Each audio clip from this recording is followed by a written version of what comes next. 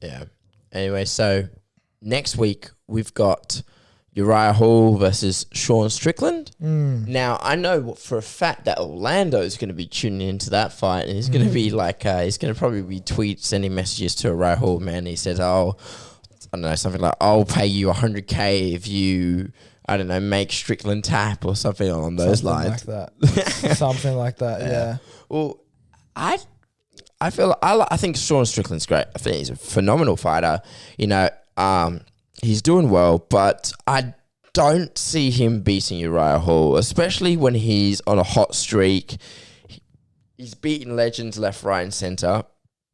He's now got metal shins that, well, let's just say for a fact, you know, we don't need to tell him any more about that because of the Chris Weidman situation, you know. But and then they kind of thrown him Sean Strickland. Like I don't see the logic behind this match booking. You know what I mean? They are still fairly close, and I mean, a lot of people are less and less caring about the rankings. They care less and less in these. I mean, they care less and less about the rankings being significant, right? But I mean, Uriah's number 8 at the moment, and Strickland's number 11. So it's not that far in the rankings and things like that. To be honest, Strickland's got probably everything to gain right now. Hall's a big name, big name. He's fought some of the best out there, and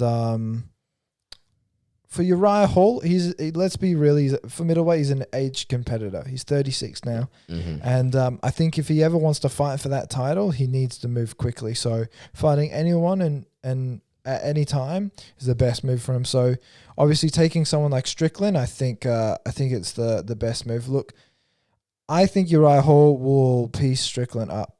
I like Strickland. I think he's a decent bloke, and I think his boxing is very quick, but he's very stationary. His movement is very slow, and he simply he almost plods forward, and he's got a chin on him for sure, which is why I think he's quite confident just to continue plod forward, and he's not quite thinking, I need to move right off the line and move around and be very light on my feet, moving in and out of range. Hall is the opposite. Hall comes from that kind of old school karate background mixed in with his kickboxing, and he's got a lot better on the ground as well. I think Uriah Hall, he's something special. I think he was given opponents he was giving. I mean, he got Paulo Costa, so yeah, and he lost to Paolo. I think Hall was given some of the worst matchups out there on his way up, and now that he's 36, he's a much more learned veteran, and I think he'll KO Strickland. Yeah, I think he'll KO him in maybe the second round. I believe Hall was a case of just being pushed too soon, too quickly, too soon. I feel like he was one of those types of fighters. But now he's come back, but he's gained a lot from all that experience. You know, he hasn't lost. His last loss was to Paolo back in July of 2018. Since then, hasn't been beaten. You know, and he's been taking only a few, one fight a year since 2018. So he's beaten Bevan Lewis. He beat Antonio Carlos Jr.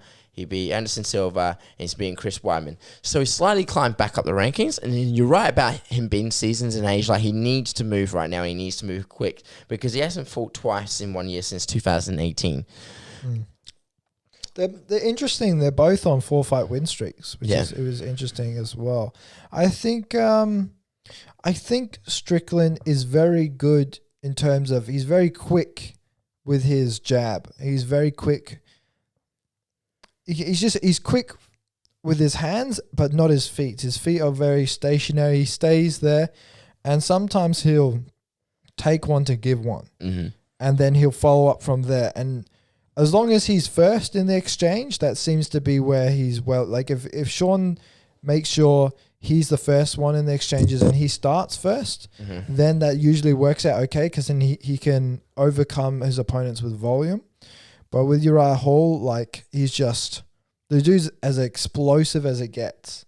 And you got to watch out for those spinning back kicks, and spinning hook kicks, and the guy's damn good, and he's something special. And I think he's just been given really tough challenges, but I think he walks through Strickland, and I think Strickland does have a chin, but I think Hall's got a special type of power, a special type of athleticism. So I think Strickland has fought some of the best, and his losses have only been to, the best in the welterweight division, including Kamaru Usman, the current champion. So I think it's a close matchup, but I think Hall will most likely knock out Strickland based on Strickland's there to be hit, and I think it's a perfect matchup for Uriah Hall because he's such an interesting striker.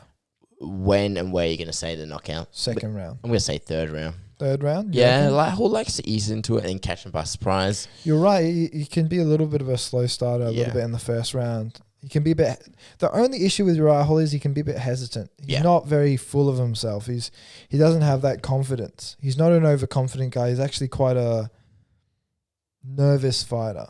And I don't think I think the main thing when you look at his story on The Ultimate Fighter and things like that, it's when he's got all the physical gifts in the world, it's the mental edge that he needs. So I think if he's mentally ready, he's sharp, I think Hall will walk through Strickland quite easily. Mm-hmm.